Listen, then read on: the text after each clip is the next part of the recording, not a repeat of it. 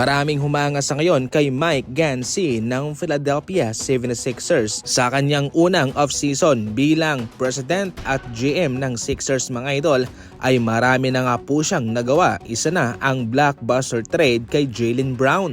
Malaking tagumpay ang kanilang nakuha rito mga idol dahil si Paul George lamang ang isang player na kanilang pinakawalan at kasama ang 2 first round picks at 2 second round pick. Na-offload nila ang malaking kontrata ni Paul George at nakuha nila itong nasa prime pa at nagbabagang si Jaylen Brown para i-partner kay Maxey at kay Embiid. Sa free agency naman, Dean Wade 4-year deal, $39 million. Isang elite wing defender at floor spacer. Samantalang sa Anfernee Simons naman 2-year deal, $12 million. Isang gwardya na makakatulong sa kanilang bangko bilang isa sa mga scoring option. Kinuha naman niya galing sa Knicks itong si Ariel Hopeporti bilang backup naman kay Joel Embiid. Magsisilbi po itong pangalawang option sa center position. Kanilang kinuha din po itong si Ryan Rupert bilang two-way contract nila mga idol para sa kanilang ede-develop. At sa 2026 NBA draft naman ay kanilang kinuha itong si LeBron James Jr.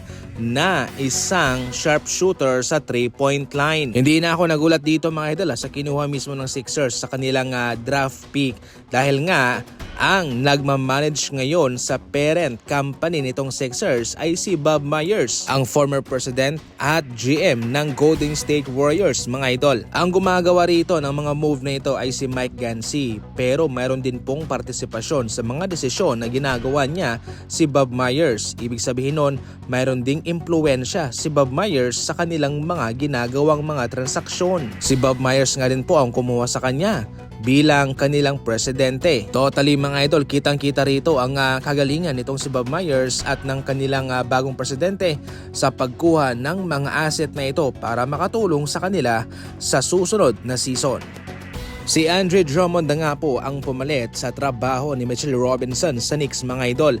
Sa mga nagtatanong kung bakit nga ba hinayaan na lamang ng Knicks na umalis itong si Robinson ay dahil ayaw pong bumayad ng Knicks owner na si James Dolan ng mataas na sahod o kontrata sa kanya dahil sila'y papasok na sa apron. Ngayon okay naman itong si Andre Drummond bilang backup ni Karl Anthony Towns.